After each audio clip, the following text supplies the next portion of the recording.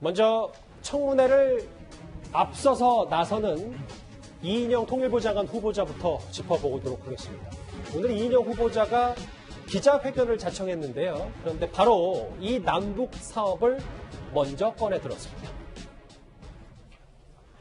예를 들면 금강산과 백두산의 물, 그리고 대동강의 술, 이런 것과 우리의 쌀, 약품, 이런 것들을 물건 대 물건, 현물 대 현물, 이걸로 서로 교역해보는 이런 생각을 하고 있고.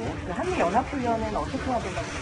통일부 이전에 저 개인적인 입장으로서는 연기되었으면 좋겠다, 이런 생각을 가지고 있는 것이 사실입니다. 오늘 기자회견을 자청했습니다. 이현정 의원님. 네. 그런데 이 부분이 좀 눈에 띄더라고요.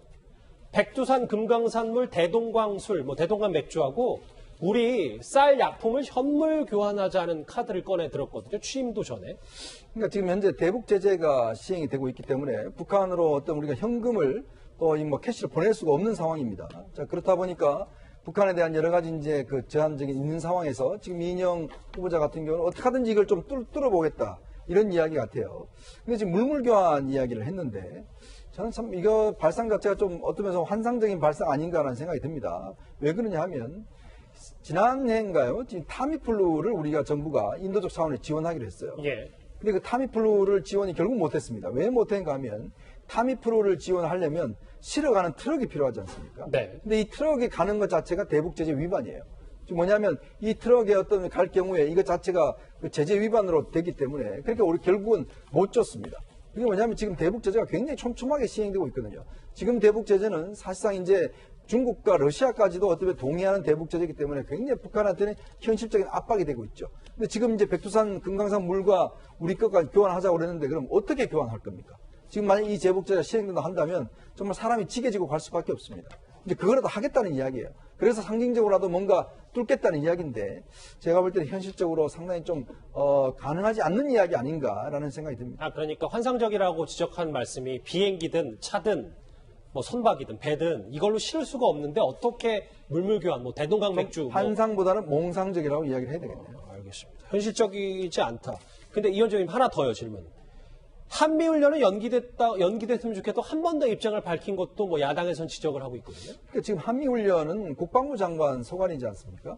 지금 일단 국방부 차원에서 한미 간에 지금 일단 8월달 열리는 한미연합훈련을 축소할 것이냐 문제가 논의가 되고 있어요. 왜냐하면 현실적으로 코로나 때문에 사실 대규모적인 훈련을 할 수가 없는 그런 문제가 있는데 이인영 지금 후보자가 이야기하는 한미훈련은 조금 다른 차원인 것 같아요. 이건 어떤 면에서 북한한테 뭔가 보여주기 위해서 어떤 협상을 하기 위해서 한미훈련을 일단 축소하자는 것인데 저는 이거는 물론 관련된 통일부 장관이기 때문에 할 수는 있겠습니다만은 그러나 자신의 담당이 아닌 문제를 이야기를 한 것 자체가 어떤 면에서 좀 영역 침범이 아닌가 이런 또 제 문제 제기도 있습니다. 이 정책 검증 못지않게 이인영 후보자 꽤 많은 관심을 받았던 게 바로 이 가족 논란입니다. 아들 유학비, 군 면제 논란. 근데 이거에 대해서 오늘 이렇게 답했습니다. 같이 들어보시죠. 우선 병역 문제나 유학 문제와 관련해서 큰 의혹은 어느 정도 저는 규명했고 불식되었다 이렇게 판단을 합니다. 제 아내는 저의 정치와 또 다르게 아주 훌륭한 NGO 활동가입니다. 제 아내의 활동에 대해서 조금은 더 진지하고 따뜻한 시선으로 살펴보실 수 있을 거라고 생각합니다.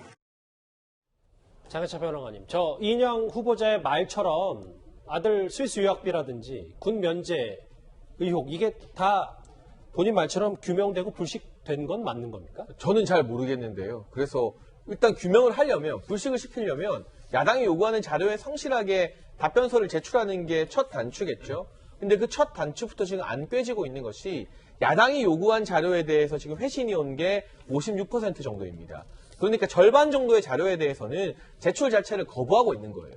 이게 바로 전임 장관이었던 김현철 전 장관 때도요. 고 박광자 씨 아들 청문회에 부르려고 했는데 여당이 반대해서 아예 증인 채택가 무산됐잖아요. 지금 여당이 지금 국무위원들 장관들 선임할 때 자료도 안 내고 증인도 안 부르고 청문회 자체를 무력화시키는 시도를 계속하고 있는데 정말 의혹을 불식시키려면 자료를 성실하게 내셔야 되고요. 또 유학과 관련해서도 스위스에서 어떻게 한 달 거주비로 50만 원을 낼 수 있을까. 저도 그 근처에 있는 곳에서 있어봤지만 너무나 말도 안 되는 부분에 대해서 최소한의 자료라도 내셔야 그게 진짜인지 아닌지 국민들이 판단할 수 있다는 점을 좀 당부드리고 싶습니다. 최 교수님. 네. 근데 지금 제가 조금 전에 제자치를 통해서 한 매체 보도를 하나 접했는데 국민의당 이태규 의원의 주장에 따르면 이인영 후보자의 부인, 아까 훌륭한 NG 활동가라고 얘기를 언급을 했는데 박원순 전 시장 재임 중에 보조금을 7억 받았다. 뭐 이게 문제다. 이런 취지의 말을 한 것 같아요. 네, 이런 주장을 지금 하고 있습니다. 이태규 의원이. 그래서 이 부분은 제가 볼 때는 이제 이게 선정 절차가 공정했느냐가 중요하다고 저는 생각을 해요. 얼마를 받았느냐도 물론 중요하겠지만 이게 선정을 정확하게 원래 절차대로 잘해서 했다면 문제가 없지만 만약에 문제가 있다면 그 부분을 따져야 된다고 생각을 하고요. 지금 이태규 의원의 주장은 4년 동안 이 정도의 돈을 받았으니까 뭔가 문제가 있는 게 아닌가 의혹을 제기하는 것이고 이 이인영 후보자의 부인 되시는 분이 두 개의 여성단체에서 활동을 하세요. 여성환경연대하고 비영리단체 마르샤라고 하는 단체인데 이 두 단체에서 서울시로도 받을 때 공정한 절차를 통해서 받았는지 이걸 확인하면 될 것으로 생각이 됩니다. 이번 주 목요일에 청문회입니다. 여러 가지 공방이 있을 것으로 보이고요. 그리고 다음 주 청문회를 앞둔 박지원 국정원장 후보자에 대한 야당의 공세도 점점 수위가 높아지고 있습니다. 국가정보원은 대한민국의 생존과 번영을 결정할 최고의 국가안전보장기관입니다.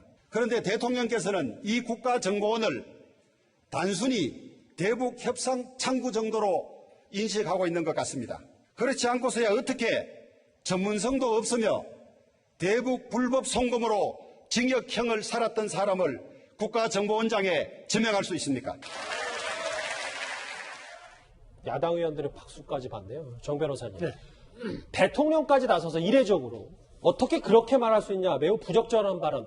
이거 꽤 뭐 적과 내통이라는 표현까지 쓰면서 좀 공방이 될 것 같은데요.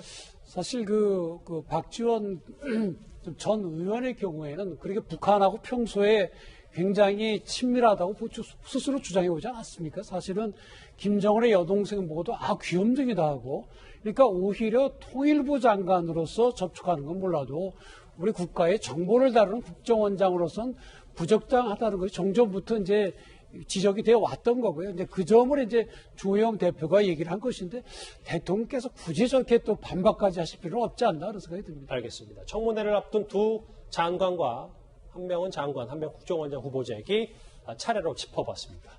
뉴스탑 10 이제 마지막 주제가 기다리고 있습니다.